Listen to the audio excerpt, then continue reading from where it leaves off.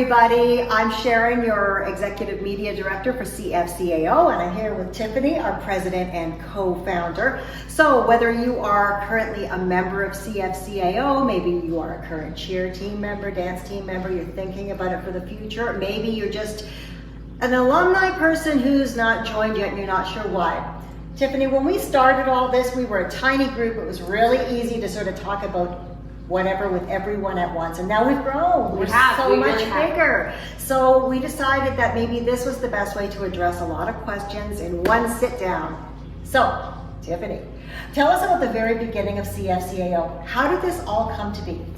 We started the CFCAO because there really wasn't anything in Canada that was connecting us all together. There was little groups, unofficial groups here and there in different CFL cities, and people would get together and have their own little reunions, but nothing connecting the West Coast to the East Coast. So we just started looking into it, researching what was out there. We found that there was an NFL cheer alumni that connected everyone together.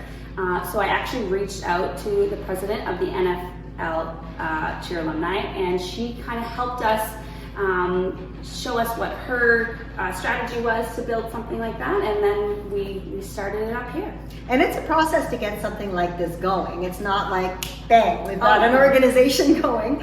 But for people that are watching, especially the people who are watching right now who were cheer and dance team members in the past days, years, decades, tell a little bit about what our goals are, what we try to achieve, what we offer to our members. Yeah, so ultimately, our goal is to connect, reunite, meet people that have the same passion that we had for cheerleading and for our communities, and just have some fun together. We cheerleaded for a reason. We loved to perform, we loved our CFL teams, and we gained a lot of friendships during that time. So our goal was to just build on that and continue it even after we finished cheerleading. You know what I found really interesting as soon as I got involved and meeting some of the new people that kept coming in was meeting people, not just connecting with people from my time in cheer, but meeting people from like recent people who've been on the field to like members we have who were dancing and cheering on the field in the 50s. And those too. But it's fascinated me, and I thought, here's these people that without this I wouldn't have had a chance to meet them and to know how much we have in common. Isn't it wonderful? I love looking back at their pictures. When you sign up as a member of the CFCAO, you have to submit a current photo and then as well a picture from when you were cheerleading, and to look back on all of those. Some are even in black and white. The best. To see, it's so cool to see. Yeah, it is great. So once you join our organization, like I mentioned at the beginning, it was so easy at the beginning when there were a dozen people kind of thing, but now it's big, and we do stay in touch with our members, right? Yes. So we have, when you sign up, you automatically get a link to our private Facebook group. Mainly, that is the easiest way for us to connect to our members. What's cool about Facebook groups, our private Facebook group, is that at any time you can go on and ask a question, you can post a memory, you can ask people. I think a couple of years ago, I went on just because I wanted pictures from a certain Grey Cup. And I said, does anyone have this photo? And it was just cool that, instantly I was getting messages and photos and stuff. So we use that primarily. It's also fun if you're going to be going to a game, whether it's in your home city, whether you're traveling and going to a CFL game, to be able to post and say, I'm going to this game, any members want to meet up. Exactly, yes. And you do a great job posting videos. I love seeing your updates on where you are, because I know you love the CFL and you travel a lot to see games. So it's cool to just hop on our Facebook group and see where Sharon's at and get some updates on the game. So it's a lot of fun. Now, I know COVID kind of jumped in, as it did with every single thing in the world, and put almost like a dead stop to everything, including, well, I shouldn't say what dead stop, but a big hold on a lot of what we had planned. But we are focused on getting our members opportunities and events and things going on, and we do have some stuff kind of in the pipeline, right? Yes, absolutely. So every CFL city has a director, and those directors are responsible for getting events together, partnering with certain charities in the area. So all our members have access to be able to volunteer or help out, or just be part of the event building process in their local city. Yeah, and we should mention too, if you have ideas and stuff in your local area, We always make sure once you join that you know who your local directors are, and you can reach out to them, and it's kind of a collaborative effort, right? Absolutely, yeah. We lean on our members a lot to kind of see what's in the area, what's happening. We have a lot of members that have certain talents and specialties. There's a lady in Hamilton who does great, she bakes cakes and does cake decorating. So she's tossed up the idea of having an online, you know, cake decorating tutorial, stuff like that. She's really good. She really is. She's really good. But we've had all sorts of things, whether it's yoga, dance, fitness classes, all sorts of things. Yeah, we try to do a few virtual events, even though COVID kind of made it a little hard. Made it hard.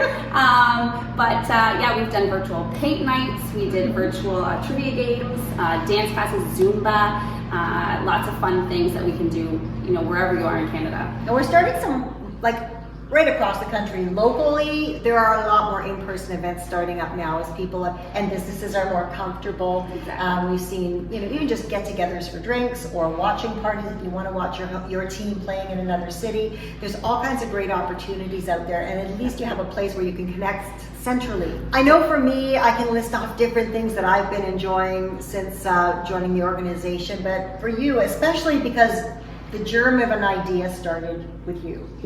What's been the most rewarding thing so far for you? I could go in so many directions with this. Something that stands out is just being in the community again and helping out, doing what I can. I'm from Hamilton, so just to go back in the community and help out locally is so awesome to me because I didn't have those opportunities before the CFCAO started. One thing stands out in particular, but Jessie, who is one of our Hamilton directors, and I did a coat drive a couple years ago. Actually, it was through COVID because we have masks on in the picture, and just driving around and collecting those items and then dropping them off, and it's just such a good feeling to know that you're helping out locally. We do have national opportunities as well. Like we help out with our Pure Later Tackle Hunger, but just those local moments for me, it just makes me realize that this is why the CFCAO exists, to give back, to help out, and to do it with friends. One of the things that stands out from some of the jobs I get lucky enough to do with my position, we actually have something that goes on with the honorary members, where we find people who've reached really a height of where they are in different aspects. It could be within the football organization, it could be in their career. And I get to meet and chat with our honorary members, and that is one of the things I love the most, because whether it's been someone who's been a cheer coach, someone who's been part of the organization, or someone like our most recent honorary member, Jennifer Valentine, I always ask the question, what was it like when you first auditioned to be for her, it was on the Argo Sunshine Girls. And every person, it doesn't matter how high they've reached in their career, saying, I didn't know if I was good enough. I was so scared. Crazy. I looked at everyone else and thought they were so much better than me. And just having gone through doing an audition, becoming part of a team, having your members, raising your self-esteem, being your best self.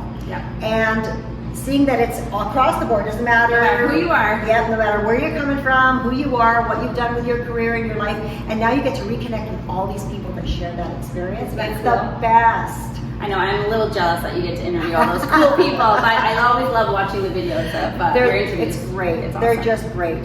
So what we want to say to everybody is that, you know, the CFCAO is here for you. If you are someone who was a cheer, dance team member, a coach, and whatever year you were in. Doesn't matter. We'd love to have you, and you'd really get a lot out of it. If you're watching now, how can people follow what we do? So we are on social media, on Instagram, we have a Facebook page, we have a Pinterest page, so you can pretty much find us on any social media avenue. You can also check out our website at www.cfcao.ca, and all the information on how to become a member is right there on our website. Great. And once you're a member, I look forward to seeing messages from you on there at the games, and if we're at a game together, we got to meet up and do a video, right? Of course. I think so. Yes. Okay. Well, thanks so much for checking out what we're doing, and we look forward to meeting you all as members in the near future. Yay, thanks.